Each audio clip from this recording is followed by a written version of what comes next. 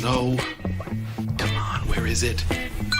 Dave, it's your Idaho Central app here. Any chance you're missing a debit card? Let's get that taken care of for you. With ICCU's card control, you can turn any card off with the tap of your finger. You got it. And back on again. Out, out, out, out. The closest Idaho Central Credit Union branch is in your pocket. It's the fall kickoff sale at Lithia Ford of Boise. We're going all the way so you can score more for your trade-in and trade up to a new Ford truck or SUV today. Visit Lithia Ford of Boise, where Ford begins in Idaho.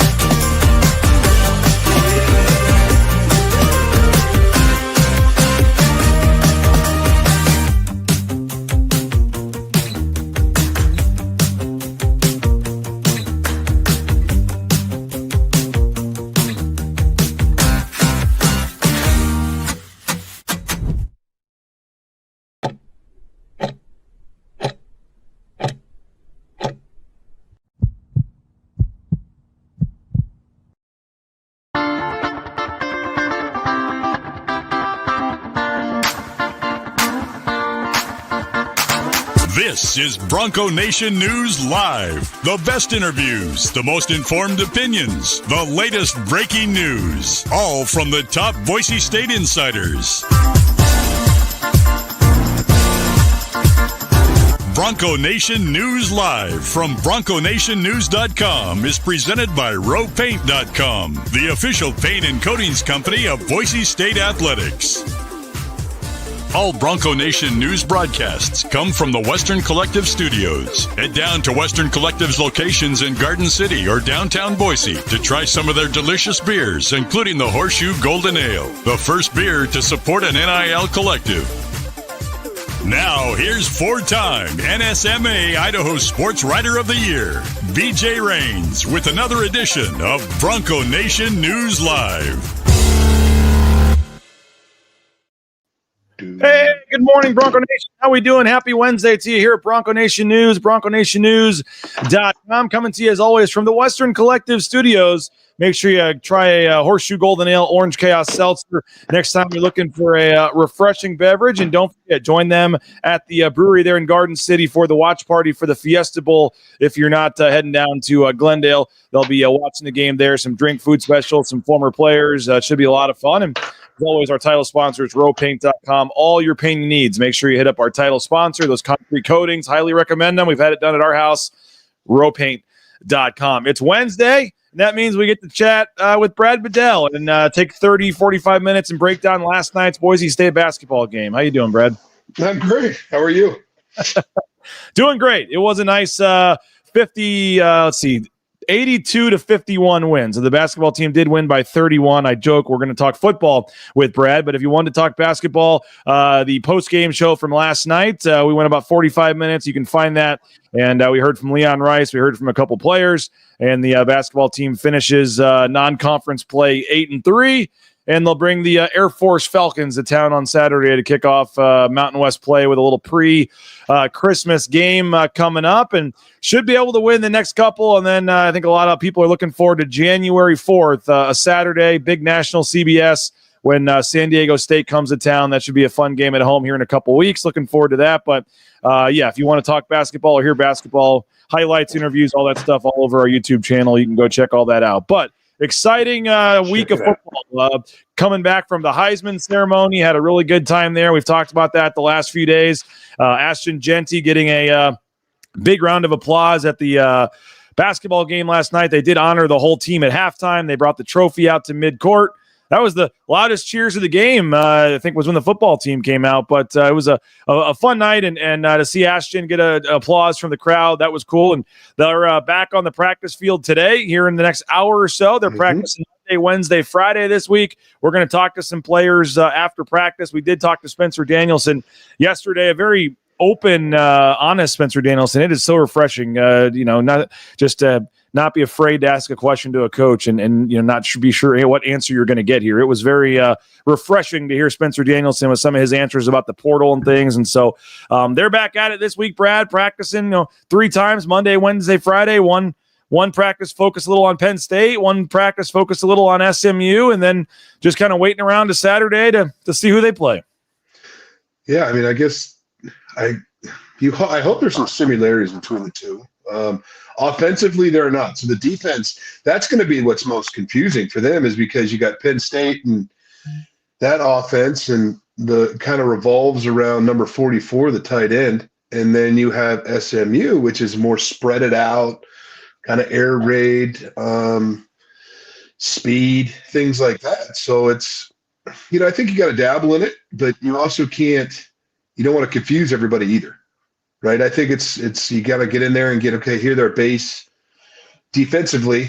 Here's what their top fronts are. Here's a couple of pressures and things like that. And then defensively, it's like, here are their top 3, top 4 formations. Here are their top running plays, like duo, inside zone, that stuff. And then introduce a couple of passing concepts. But you don't need to dive in too much because they play Saturday. So you're going to find out real quick who you play and see what happens. They'll have 10 days, I believe it is. So, they have even more than a typical 7-day week. They're going to practice again on Sunday. So they'll find out Saturday who they play, have that first initial practice Sunday. They get an extra kind of couple of days, an extra day or two, I believe, and then they're going to break for Christmas. They get the 24th and 25th off, and they'll come back on the 26th and have their Monday practice, which will be the 26th, kind of be a Monday of game week, I believe is what it works out to be, or something like that. So they got the schedule mapped out, but they will get the extra practice or two, and then also the holiday break, the 2 days off for players to go really study film of who they're playing and that kind of stuff. And then when they come back on the 26th, that's a Thursday, but it's their Monday since they play on Tuesday. It's kind of confusing, but they'll have a normal game week starting on Monday the 26th, and then they head down on next Saturday, the 28th. They'll head down after their Wednesday practice, so they'll have the Thursday and Friday practices in Phoenix, but not as early, Brad. With a playoff game like this, a typical Fiesta Bowl, you'd practice almost the whole week down there, but it's kind of a hybrid. Half the week in Boise, half the week down there, not one or the other. So they'll go on a Wednesday afternoon after a Wednesday practice. So they'll have the Thursday and Friday workouts down there in Phoenix. Yeah, if you really think about it, just count down from game day, go back 7 days, right? Yep. And then there you go. There's your schedule. And then for everybody, listening and watching, it's not like they're sitting here and they're banging and things like that on the stars and the starters. This is a great time to develop the young kids, go back to day 1, day 2, day 3, day 4 of installs, and then kind of get them going a little bit, have some scrimmages, which is always fun to watch. Bronco Bowl. And then the Bronco Bowl at some point probably that last practice before they break for the holidays here. Right. You got that. And then now you'll start ramping up. Maybe, Casey will get some more reps. Things like that. I think Gentile will start getting going probably after Christmas. You got to rest him. You got to run it. The other thing is he's on the tour. Huh? They got to get these backup quarterback reps some now too, with Malachi Nelson entering the portal. Max Cutforth is one play away from playing in the Fiesta Bowl. O-line, let's have a great game. Nothing against him, but we're not talking about the Tat Slayer Bowl here. Yeah. By the way, Luis, you almost make me want to talk basketball when you say you flat out tell me don't talk basketball today. So sorry, Luis. And then Devo Bronk, let's talk hoops. Maybe we should, just for Luis's sake. I know Brad really wants to break down that second half, and you would have enjoyed it. O-line, kind of physical, tough guy. Boise State had a 56-26 margin on the glass. They out-rebounded them by 30, just manhandled them on the glass. 3 guys with 10 rebounds, a lot of dunks. It was just a down in the paint, physical Brad Bedell type basketball game, I feel like. Dude, throw a bow or two, take a technical. I'm with you. But shooters got to shoot. You can't score unless you shoot. So don't pass the ball around. Just throw it up. If you rebound like that, just throw it up. Gets it in the middle, slam it home, and then just continue to do that up and down the court. You're in good shape. Oh, that's funny. This guy says, I second no hoops. And when we started talking hoops, he said, okay, bye. So see ya. Take care, Yeah. AP. Have a good one. Here's a fun one. How about this one? Okay, and this is not really hoops, but when I was playing at Colorado, our top 5, we would do their basketball athletes. They beat our basketball team by 17. Oh, there's usually some of those things where you guys go in there and do the free throw contest or whatever during the Bronco Olympics or fall camp or whatever. And I remember seeing Leighton Vander Esch throw down like a sick dunk. Like some of those guys are pretty good athletes, probably. Yeah. Well, now Colorado basketball is a lot better. But, I mean, all right, I've had enough of that. So I'm not. It's not. Basketball season does not start until the end of the national championship game, and then it's basketball season. And then, no offense to you basketball fans, I don't even watch it. I don't watch it. I'm not a basketball guy. The NBA is ridiculously bad. So on that, I'm with you. Conference play Saturday, so I think you can say Boise State basketball starts Saturday if you want to get into conference play. But we'll get back to football. I was mostly kidding about that. They did have a nice win. Again, if you want to watch basketball, go back and watch the post game show from last night. But there is some interesting news on the transfer portal and stuff going on. And we talked about this last week, Brad. You kind of railed on the system a little bit and what do you do? And it is a very tough situation, obviously, with Penn State's backup quarterback entered the portal. Boise State, now lost Malachi Nelson to the transfer portal, and it's it is what it is. But you look at the roster; they've had a lot of guys in on some visits. They haven't really announced a lot of these. It looks like they got a defensive back from Arizona. The last name is Freeney. I can't tell if it's Dwight Freeney's any relation to Dwight Freeney or not. But he was a year at Miami, a year at Arizona. He's a defensive back. Didn't play a ton. It looks like for Arizona, but adding a Big 12 corner to the mix. It looks like there's long visiting. I know, we kind of hinted about it on the show yesterday, me and Jay, about a Mountain West running back that was visiting. And then Mike Prater put it out there that it was Malik Sherrod, the Fresno State running back who rushed for almost 1,000 yards 2 years ago, battled some injuries this year, only played in 4 games and decided, I think, which allowed him to have another year next year. But that would be a run, Gaines and Dubar, I think people feel pretty good about, but that would be interesting to add, a proven Mountain West, senior running back to the mix. I don't know if a guy like that's looking to go somewhere and be the starter. I don't know if that would tick off Gaines or Dubar or Dylan Riley, or maybe they think one of those guys is going to be leaving here at some point after the Fiesta Bowl. I don't know, but certainly adding a veteran running back to the mix is interesting. Well, I don't think it's I think conversations have been had before they bring that young man on campus. You can't, they're not going to show up and have a senior portal running back show up on campus without having a conversation with the current room. You got to do that. And I don't think it's a bad thing. Knock on wood, there's been quite a few injuries deeper in the roster, right? Your 2 and your 3 have been hurt all year. And that's why, Genty's had all the carries. And so now it's okay. We need a little bit older guy to come in. Will he get a majority of carries? Yet to be determined. But I think you need 3 running backs. And they had 3 running backs going into this year. 2 dropped off in a hurry. And so now, and I love Tyler Crow, but there's Genty and Tyler Crow you're walking into the last, half of the season with. And so I think you need 3 great, strong running backs. Because remember, those running backs are going to be playing special teams. You can get 2 running backs in the field. Outstanding kick returner also. Right. And so that's not – I don't think that's a surprise to me one bit.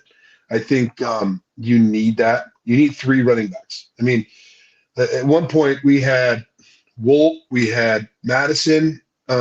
We just always had guys. And that's why they call it the stable. It's not one guy. It's a stable. And you need 3 at that position because they wear down. Especially the style of football Boise State plays has always been a tough, hard-nosed run game style offense. You get wore down as a running back. So I think you got to have 3, and if that happened, I think it's phenomenal. Yeah. I think that is a phenomenal commitment signing, however it goes right now. It's also like the game now because I hate, I don't have any inside info on this, Brad, but the transfer portal stays open for 5 days after your season ends. So Spencer Danielson that's a new rule this year. So if Boise State plays past the date of the transfer portal ending, it's not fair if you miss the window because you're still playing. So you get 5 days where you can enter your name in the portal after the Fiesta Bowl if Boise State loses. And I just think you're being naive if you don't think somebody on this roster that has been some contributor at all is going to leave after the season for more money. Boise State can only do so much. Ashton Genty, it was an amazing story, but I don't think that means everybody is staying every single year. And so I'm not predicting something. I don't know something that I'm keeping quiet about. I don't. But Spencer Danielson has come out and said it on his own. Their guys are getting talked to by other schools, and that's happening in the portal. And Boise State can only offer so much money to so many guys right now. And it would not shock me. Frankly, it would shock me if everybody of significance comes back next year. I think just in the given current landscape of college football. So with that said, running back is one area where you had 3 younger guys that were all super impressive. And it wouldn't surprise me if one of those guys is offered a paycheck somewhere else and takes it. And maybe this is a move to get some depth there. And, but there's other positions as well. And so Boise State's recruiting to add to their roster, but also not necessarily knowing what they're recruiting for, in some cases too, Brad, because you don't know for sure who's leaving or going. And Spencer said he's even talked to some guys that are, it sounded like yesterday, a couple of because the rosters have to go to 105. So it might've been some, walk-ons, or I don't know who he's talking about, or a couple of guys they just don't want back, but it's the dirty part of college football. But he basically said that he's had conversations with some guys and told them they probably should look for playing time elsewhere, but he's still letting them play and finish in the, in the bowl game, sure. Or in the postseason here before they leave. The Arizona State coach said, yeah, we got a guy committed to Florida State, but we're keeping him here. We're letting him play. We want to win the game. He's a good player. Some coaches are going to handle that differently. If a guy wants to leave, stay. It's different now. For a bowl game, you're like, get out of here. I don't want you. For a playoff game, if a playoff game, Matt Lauder or somebody's like, hey, I'm going to Texas, but I want to stay and play in this game. Sure. Okay, we'll take you. We want to win the game. So that part's going to be weird moving forward too. It's very weird. The only thing I would say about that situation is you gotta have some really standard rules. The young man who's committed somewhere else is still in your football program, right? So that is their way of doing business. That's one. That's the other thing is you've got to be very aware of, is anybody else that is not in the portal yet currently hearing from that university that the Arizona State kid's committed to? Because the last thing you want is a Florida State commitment in your locker room talking to the other guys saying, hey, come with me to Florida State. Come with me to Florida State. Come with me to Florida State. Next thing you know, 1 goes to 2, goes to 3, and now you've lost 3 guys where you thought you were going to lose 1. That's the downside of doing that. Yep. And the other thing is you can't have them all leave, because you've got to get your depth in the scout team and all the rest of that stuff. To go back to your point, I agree with you that there's going to be 2 or 3 at Boise, and people are going to get really upset. I don't know. It's none of my business. And so if I'm not in that building, 100% clear on this. Sometimes I know things and I kind of allude to it. I do know they're being contacted, they're being talked to, but I do not know of a single player that is for sure leaving. I'm not trying to beat around the bush. I'm just playing the common sense game here, that I bet you there's a player that already has a deal with a school, but he's like, I'm playing in this Fiesta Bowl and we're done. I'll take your money and I'll come play for you. That's just the way it is. There's too much else going around us to believe that Boise State's going to be able to keep every single guy that other schools are calling. As much as you love Spencer Danielson, the family, I get it. It's just not probably reality this year. I don't. It's case by case thing. Like you said it. They're not going to be all Ashton Genties, and not everybody's built that way. And no disrespect to the other kid, but you have to understand is everything fine. Things change dynamically. You got to think, if a young man can grab $750,000, this is the same thing as coaches. That's where this is. This is the problem with it. To be quite honest with you, is coaches take off for more money. It is what it is. So you need that balance. You can't be a hypocrite and say, well, players can't leave. This is not right, but coaches can, right? And I agree with you there. And everybody's going to say, well, coaches have families. Coaches have this. These young men come from different financial backgrounds, right? And we saw Genty. This is why he stayed. You saw his parents in the Heisman. I mean, it's like, no, he's going to finish what he started. That was something that was just built into that young man from the day he started walking. It's just the way it is. Military, you finish what you started, and you started at Boise State. You're going to finish at Boise State. Not everybody's like that, right? Yep. I mean, you have to, guys, don't get this twisted. All this money is not going to the player. Well, I mean, I know for a fact take the Texas or the Texas Tech wide receiver, if that is even true, which you don't know if it's true, but that NIL deal is pathetic. It's a joke for a kid who had 283 yards receiving. $750,000 just to sign. That was crazy. 3 cars for the family. I mean, come on. So, but you got to think, it's like, okay, the player's going to get $200,000. Mom and dad's going to get $100,000, right? And then whoever's doing all this, the handler, he's got his hand in it too. So there's another $75,000. And so you can't kill the kids for doing it. We just need a better structure for doing it. And I'll say this, you need a salary cap. This is pathetic. I would never, if I owned a business, okay, let's say I own Brad Bedell Trucking. I am not going to give $1 million for a quarterback that's never taken a snap in college football. I'm sorry, but we've seen way too many busts. I'm not going to do it, right? And then all of a sudden now it's like, O-lineman, right? I'm giving you all this money for this freshman O-lineman. A lot of O-linemen just aren't ready to play yet, and that's okay. And so it's just, but it never stops. So you had 3 yesterday, get in the portal, get out, and they're back. Alabama, the corner. He's back in Alabama. It was a pure renegotiation. And the only way they can do that is getting back into the portal. Yep. It's like this. Collective and everybody that, hey, I might leave. I'm gone. Yeah. I was talking to Brian of the Denver Broncos. Okay, great guy, Colorado guy.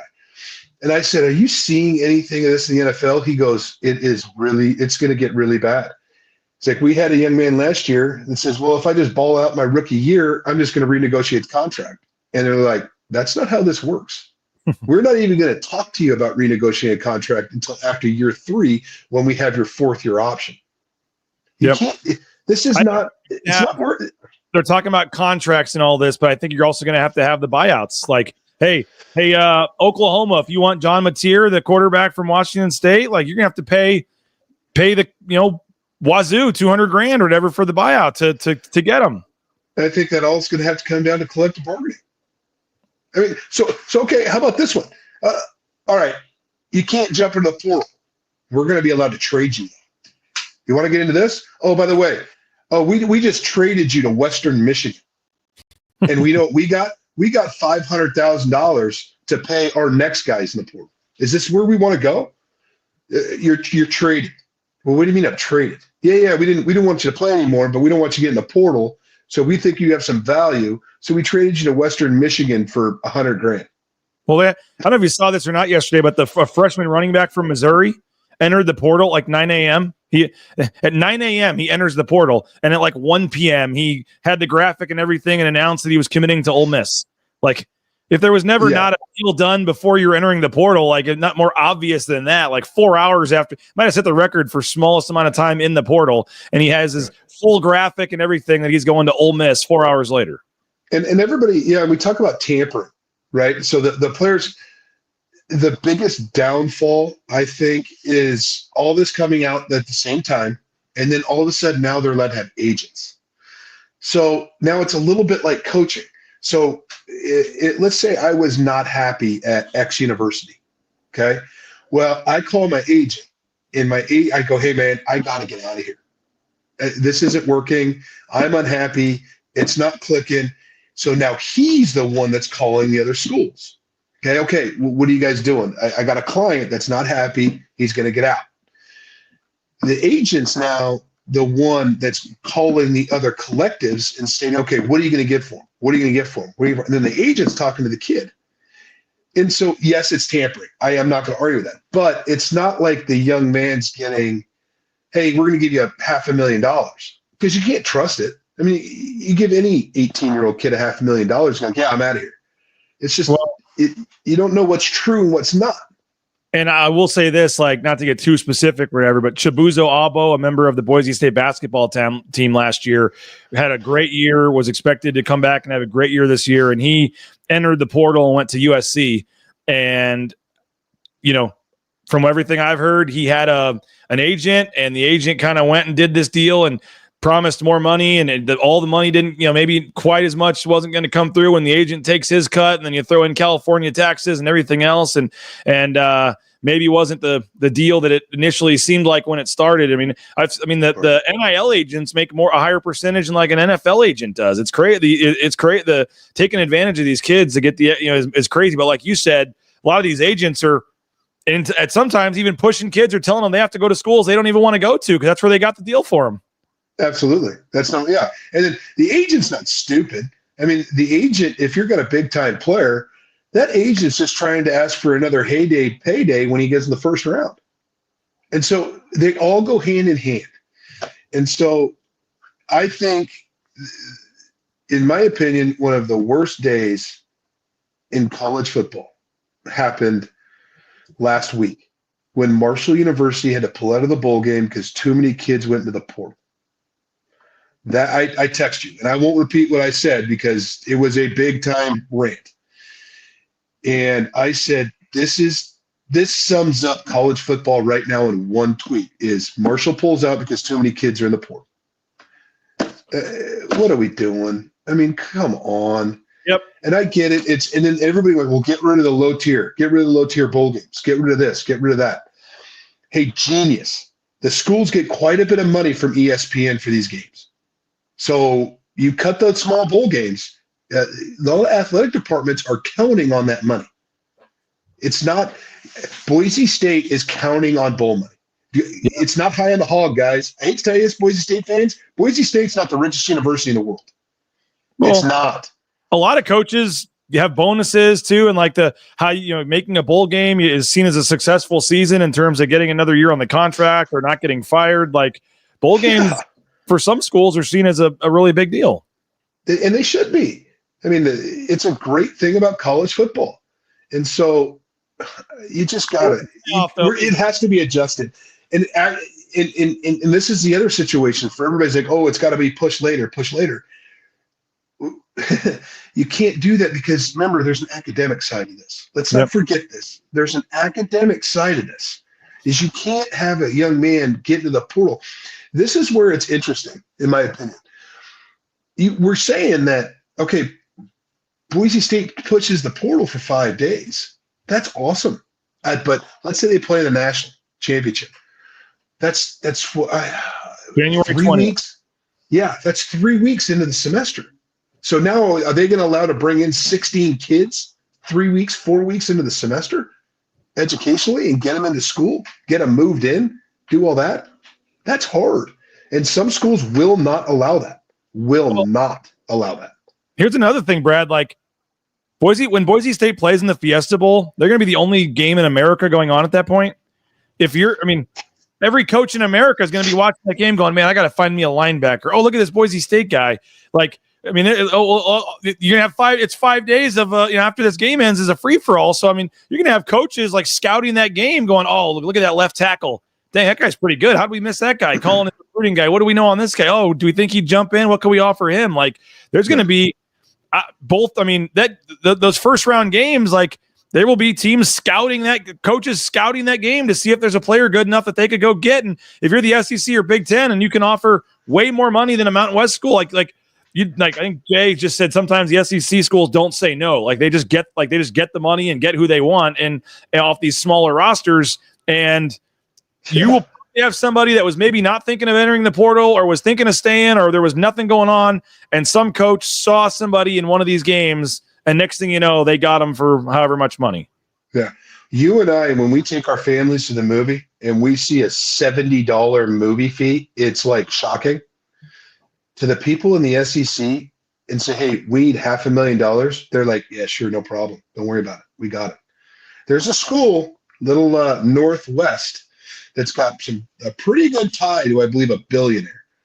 And let's not hide it. He has made it very well known that he will do whatever he can, and he will pay whatever he can to win a national championship. And they're number one team in the country right now. Yep. But they are killing it in recruiting. Number one, I think Dan Lanning does a hell of a job in recruiting. But he comes from the SEC, and they don't hear no. And he will do whatever he can legally. I'm not saying Coach Lanning cheats, but they have the financial backing. You need a financial backer, and all the SEC schools have them. Vanderbilt was throwing out money left and right last year. They had a great season. They were throwing money out like it was popcorn, and it transitioned to wins, right? And so if you look at the highest paid rosters right now, Ohio State, high paid roster, playoff, right? Tennessee, pretty good, playoff. Georgia, playoff. Oregon, playoff. Penn State's the one I'm not sure about. They kind of keep that pretty close to the vest. And I think SMU and Boise State are a little bit hand in hand with NIL. SMU's got a lot more money, don't get this wrong, but I don't think they got the pockets like the rest of these schools. Clemson is the other one. Coach, Dabo Swinney's made it kind of clear that, we don't do a whole lot of NIL. I hate to tell you this, bud, but yes, you are. Yes, you are. You are. You may not know all of it, but even he's like, hey, if you can't beat them, join them, because they just took a portal kid. So he's changing. Yep. It's this. If you don't adapt, you're going to die in the vine. Yep. And then I just disagree. I'll say it again. Unionize, collective bargaining agreement, and I think college football will be back in a better place. Couple other things that Spencer Danielson said in his press conference that had folks talking. We'll get to that in a second, Brad. But first, hopefully folks will join us. Turf Paradise Racetrack the day before the Fiesta Bowl, December 30th at noon. Horse racing history, Brad Bedell. First time in the 300 years of thoroughbred racing, they will race on a blue turf in the race. And so it's called the Bronco Nation Stakes. And yours truly, BJ Rains, will be handing out the trophy in the winner's circle. How about that? I know that's going to be pretty cool. Kids down there to help me out. But, that's worth the price of admission by itself to see me down there in the winner's trophy. Looking forward to that. It's going to be a lot of fun. I want to meet a lot of you guys, hang out. And I've got a link that I'll put in the chat right now. You get 20% off using our BNN link. So if you use the BNN link, you get 20% off. And there's a regular fee for like $30. That's access to the beer garden and stuff. There's a VIP one that I think is $125. And that comes with a free buffet. And you get to hang out with Dr. J kind of in this VIP area and some other famous people. So it's going to be pretty cool. And if you're looking for something to do on the day before the Fiesta Bowl, the official pep rally with Boise State doesn't start till 4. This starts at noon. So come out, even if you don't want to bet on the races. If that's not your thing, just come watch the races, hang out with other Boise State fans, have some fun. It's going to be nice weather. And then you can go check out the pep rally if you want to as well. So I just put the link out there. It's in the chat. You can go get it, but use the promo code BNN20, and that's going to get you 20% off. But fun day at the races, should be fun. You can be a part of horse racing history as the Bronco Nation Stakes is raced on a blue turf, and they're trying to get the cheerleaders, the mascot, all kinds of people out there. It's going to be fun, and they're hoping that SMU wins, by the way. The ponies against the Broncos, I think the Mustangs against the Broncos would work pretty well for this event, and they're going to try to get the mascots out there for a race, and going to be a lot of fun. So check that out. December 30th, the day before the Fiesta Bowl. Use the promo code BNN20 for 20% off your tickets. And looking forward to seeing all you guys out there the day before the Fiesta Bowl and having some fun. If you're not going to the Fiesta Bowl, go watch it at Western Collective, the Horseshoe Golden Ale, the Orange Chaos Seltzer. 2 of their beverages donate a portion of the proceeds to the Horseshoe Collective, raising money for Boise State student athletes. And looking for, by the way, they're donating $1 for every beer sold at the horse racing track that day to the Horseshoe Collective. So come on out. Drink some beer, help the folks at the Horseshoe Collective get some money. Looking forward to that. But Western Collective's having a watch party, food and drink specials for the Fiesta Bowl. Hope you check that out in Garden City there at the brewery if you're not going. RoePaint.com, our title sponsor. Check them out as well. ROEPaint.com, our title sponsor. All your concrete coatings, interior, exterior painting, all your painting needs. Make sure you check out our title sponsor at rowpaint.com. Idaho Central Credit Union, ICCU.com. There's a branch pretty much on every corner, but the easiest is that mobile e-branch online banking right there in your smartphone. Check them out online. So easy to move money around. All your banking needs can be done right from your phone. Check them out. You won't be disappointed. ICCU.com. Ridley's Family Markets. Shop Ridley's.com. Check them out as well. 13 locations across the state of Idaho, the surrounding states. Shop Ridley's.com. Check them out. Ridley's Family Markets. And download that Skip app. Get savings up to 40% off at the checkout line. Bauscher Real Estate. We awarded Tyson Degenhart the Bauscher Real Estate Player of the Game last night after his 19.10 rebound performance. Bauscher Real Estate, number one ranked realtor in the Treasure Valley for a reason. Check them out, BauscherRealEstate.com. And when you buy a home from Matt, you get to know everybody in that picture because of the personalized attention and things you get. Check them out online, BauscherRealEstate.com. All right, Brad, not to ask you specifically about an individual coach, should he be back or not. I'm not going to put you in a tough spot, but Spencer Danielson did say yesterday, I asked the question because he was in one of those moods where he was just basically answering whatever you asked. So I was like, well, I'll take a shot. And I said, do you expect to, because he said other coaches are getting contacted by schools. He needs more money to pay him. Like he was talking about coaches leaving on their own. I said, do you plan to offer a contract to every coach to come back next year? And his answer was yes. And a lot of fans, even right now in the chat, are unhappy that indicates that, a DeMario Warren at cornerbacks, coach looks like coming back next year. That was one area that struggled. A lot of people, myself included, say, hey, is that, if there's a change, maybe that's where it would be. But from a coaching perspective, when your head coach comes out and says, we want everybody back, every coach will be offered a spot back. He did say, hey, I know we weren't perfect. There were some positions that have to get better, and I'm going to talk to those guys, and we're going to work on it, and we're going to get better. And he admitted, I think, that, hey, it wasn't perfect, and some things need to happen to change, almost like maybe putting somebody on the spot saying, hey, I'm bringing you back, but you got another year, but it needs to change. But publicly, when your head coach comes out, and I don't know whether it was you or another person on your staff, when they're getting battered in the media and battered by fans, and the head coach comes out and says, hey, everybody's, he didn't specifically say DeMario Warren. He never said corners, never said Warren, but that's kind of what everybody was, I think the one guy everybody just assumes, that is now coming back and that he was talking about. But when your head coach comes out publicly and backs the staff and says everybody's coming back if they want to, what does that do for the coaching staff and for maybe a guy that his position struggled this year? It's a good feeling. It's a good feeling. No, trust me, if I was sitting here on you and I was coaching at Boise State, I was in his position. There's a lot of people that said, fire Bedell, he sucks. Okay, cool, fire me. But it's not the way it is. You're going to the Fiesta Bowl, coming off a championship. Every position, no, wasn't great. But you can't all of a sudden just start firing people because your pass defense wasn't great. It's a shot across the bow. You come in, you have a conversation like, hey, listen, this is what we're doing. It also doesn't mean, and I don't know. So there's a lot of I don't knows this morning, and I get that because I want to make sure this is not my business, but I'm just going to go past experience through other coaches, bring them in. Okay. Hey, we're going to bring you back. We want to give you a new contract. We got to get this position growing. Your room's got to get better. So, there's going to be no raise this year. You're going to make the same amount of money. There's other guys in the staff who are going to get raises. You're not. Until we see some growth in that room. If we do, you can have a raise on a new contract, or we're going to have to go in another direction. And so that's happened countless times, but it's an opportunity.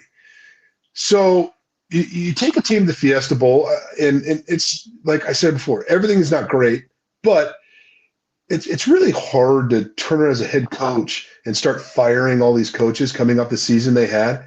Because if you do it constantly, every time, you're going to start getting a stigma as a head coach saying, I wouldn't work for him. It doesn't matter what kind of season you have, he's going to fire you. Yeah. And it's like this, take it to a different world. It's like, okay, you're a sales guy, right? And everybody's got you're broken up in sections. Okay, and so let's say the Northwest section, the numbers are phenomenal. You're in the top 2 of the company. You're bringing in $9, $10, $15 million of the company, but you got a guy whose numbers aren't great. You don't fire him. You go, hey, if your numbers aren't great after this year, we're going to look at take another direction. I'm a firm believer in that because all of a sudden now, once head coaches get that stigma of like, don't work for him, do not do it, is now you're not going to get those quality coaches. You just won't. They're going to go somewhere else because they want some more security. And I think everything can get fixed. I think that's it. We talked about the portal. They got one. I think they need to go get another and kind of update the room a little bit. They lose McCoy, but they are scheduled to bring Irby and Banks back. Right. So I think also enter the portal already that didn't play a lot this year. Yeah. I just think that you can upgrade a room, and I think just because you get new coaches doesn't mean you're automatically going to get better. I mean, we've seen teams get new coaches and they still suck.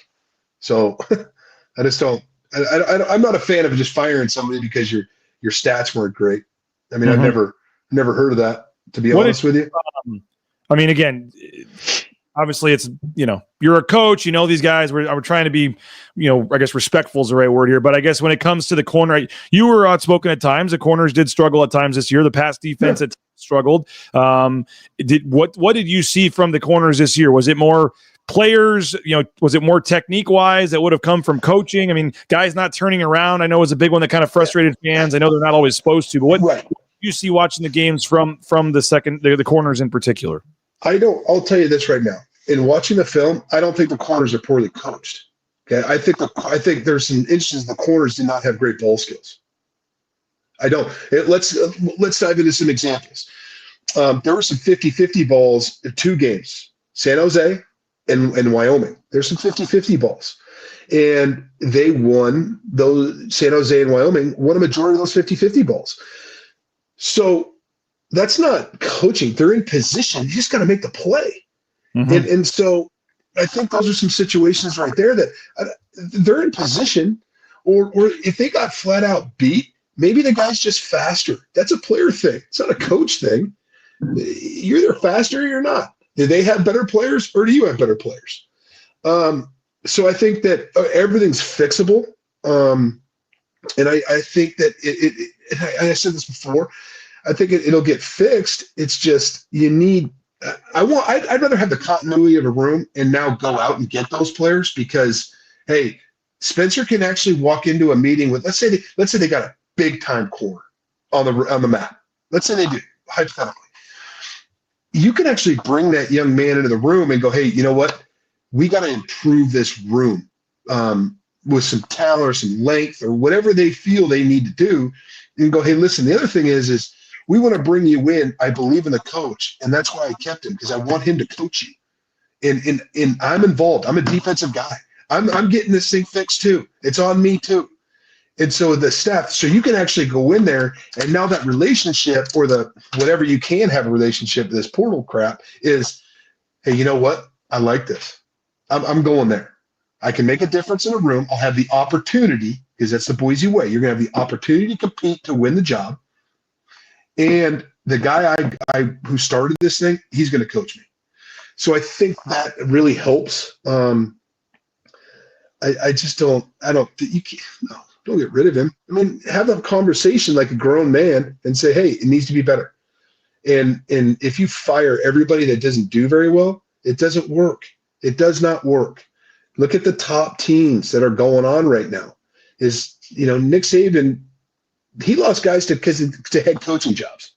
He doesn't have a lot of staff turnover. Georgia doesn't have a lot of staff turnover. Tennessee doesn't have a lot of staff turnover. Ohio State doesn't have just a get rid of kind of guy.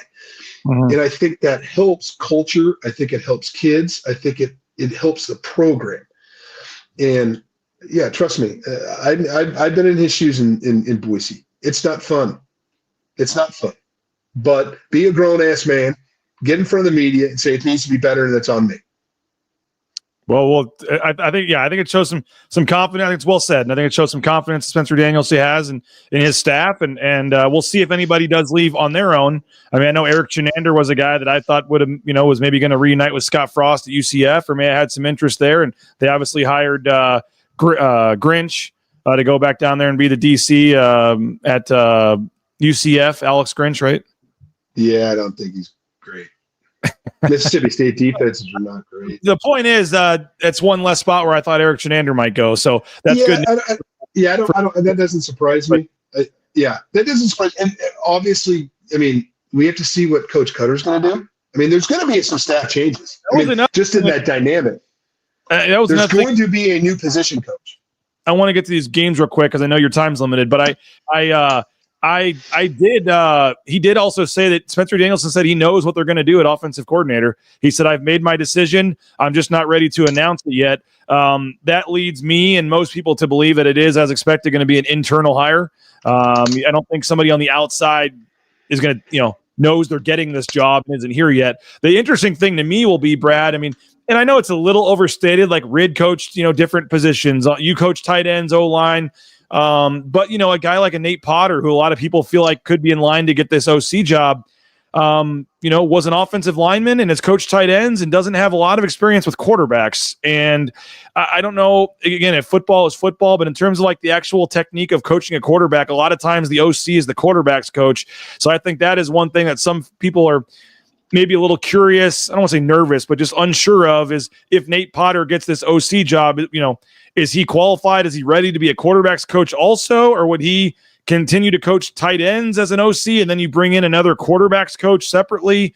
Matt Miller has, I believe one of the years at Montana State coached quarterbacks, but obviously was a wide receiver, doesn't have a ton of experience, coaching quarterbacks, but at least has done it for a season. Maybe he's a guy and then you bring in another, does he go to quarterbacks coach and you bring in another wide receivers coach? They're going to have to add somebody, obviously, because if you lose a coach, you add a coach. But it'll be interesting to see what Spencer Danielson decides to do there. Yeah, I don't have a clue.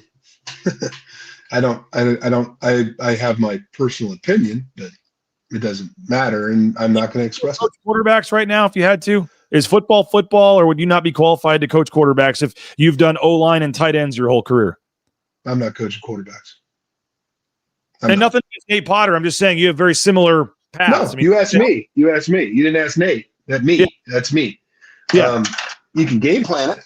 Would things like that. Qualified to coach quarterbacks? And I think that quarterback, if I was ever a head football coach, my quarterbacks coach would have coached quarterbacks or played quarterback. That's my feeling on the matter. Or have a history. Like Miller's coached quarterbacks. He's called an offense. And not only that, a very successful offense. Yep. I've always been a true believer. In line to get the OC job, and maybe that's an easier. Maybe they're both co-OCs, but Matt Miller is the one that also coaches quarterbacks and is OC, and then maybe it's easier to find another wide receivers coach. You have different. I don't know. I think this. I think your quarterback coach, either or something's got to be tied to the passing game. So when you're in that room with the quarterbacks, is like passing game. Because run game, it's like, hey, we're checking into this look, we're checking out of this look, everything's good, turn the ball, hand over, technique is, slide right, all that stuff. I just don't think you have not seen college football. There's not a whole like Hanson, who just went to Purdue, was the offensive coordinator at SC. He's no line guy. I had when I played at Colorado, our offensive coordinator was the O-line coach. It's hard. That's very hard because remember, in a game you got to run all five, right? Offensive line wise. So now it's like, okay, are you guys good? I got to go talk to the quarterback. I'm like, well, wait a minute. We're having some issues here that we got to fix. He goes, you guys. The line coach might talk to his group more during a game than any other position coach. I mean, you're sitting there constantly with all five guys, right? Because you're constantly burning the job. Yeah. Because you got to figure out the issues, and if you don't have the issues figured out and make adjustments, you're in trouble. So I think I've always thought, skills quarterbacks, like Rid played quarterback. I don't have a problem with that. I think Rid would be a great quarterback coach. Not saying Rid's going to be the quarterback coach at Boise State, so everybody don't freak out. But I think that's historically most of those guys have played quarterback. Final thing for you, Brad, after I think on another quick group of sponsors, which of the 4 games is Brad Bedell most excited for this weekend? Let us know in the chat which one you're looking forward to the most of the 4 first-round games. We'll get Brad's take in just a second. TheSpaTeam.com, Snake River Pool and Spa, Patio and Game. Locations in Twin Falls, Boise, Meridian, Nampa. They've been around since 1978. They're part of the Boise State home team. Check them out. If you're looking for that spa, the sauna, whatever floats your boat, they got it. And you can check them out online at thespateam.com. Lithia Ford of Boise, the weather's getting cold, the ice, the snow, it's coming. Check out that all-wheel drive sale from Lithia Ford of Boise and do what the Raines family did. Purchase that F-150 and not have to worry about a little ice, little snow. Just flip on that four-wheel drive or have that all-wheel drive vehicle and you are good to go. LithiaFordBoise.com. View their full inventory of vehicles. And don't forget, they got 6 student athletes, NIL deals, coaches, administrators, one of the biggest supporters of Boise State athletics. Return the favor at Lithia Ford Boise. TacoBellWorks.com. I saw Steven and Stan Nicolason there at the game last night with their families, the SON management group, big supporters of Boise State, and they're giving a lot of money for scholarships and things for the men's and women's basketball team. And so return the favor, folks. Support Taco Bell next time you're looking for that quick meal and delicious food. And they are hiring as well. So if you're looking for a job, check them out online, TacoBellWorks.com. Speaking of jobs, Transportation Compliance Service, TCS, transcomservice.com. If you want to get into the trucking industry, they get all the permits and things you need. A local company helping folks all over the world. Check them out, transcomservice.com. The Please Count Us Out shirts are in, and now I can report that the kids shirts are in. The blueandorange.store.com. You can order anywhere in the world, get your gear in time for the game, but if you're in the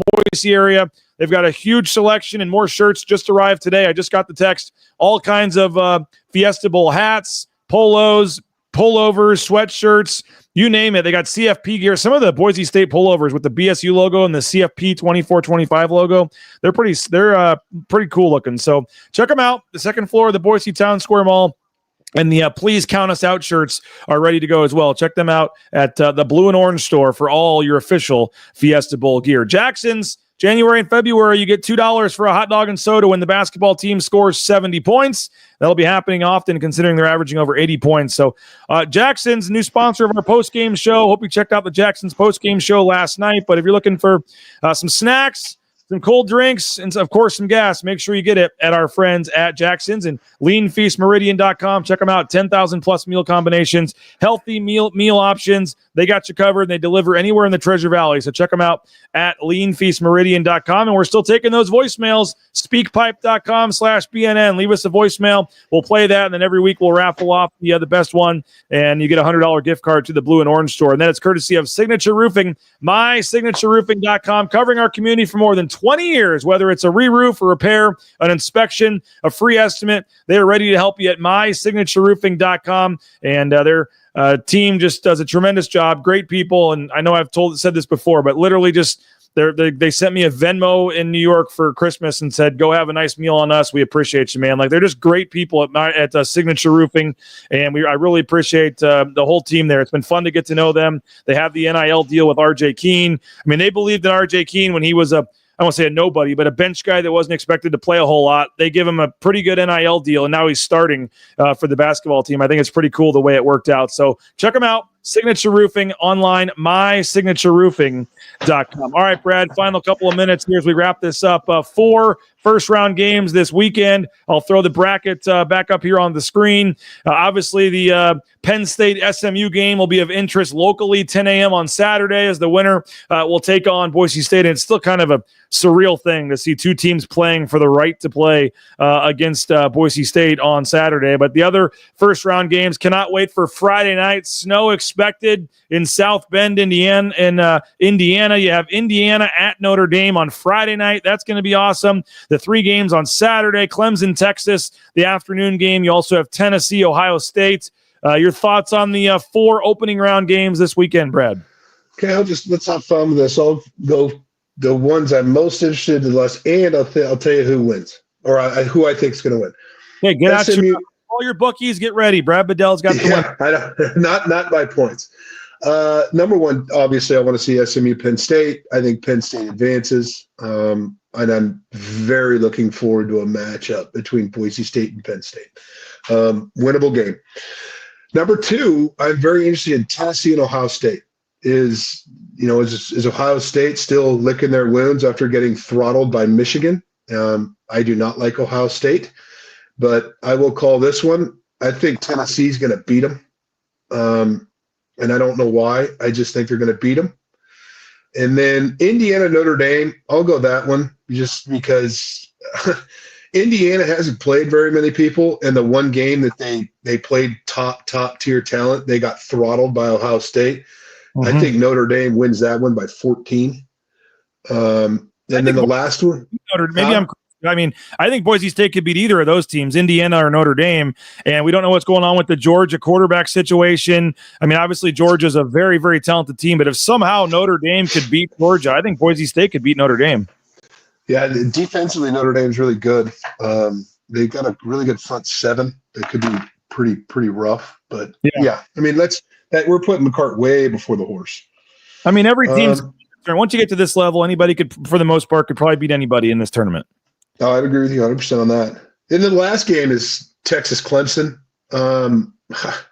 How good is Texas and which Clemson team's going to show up?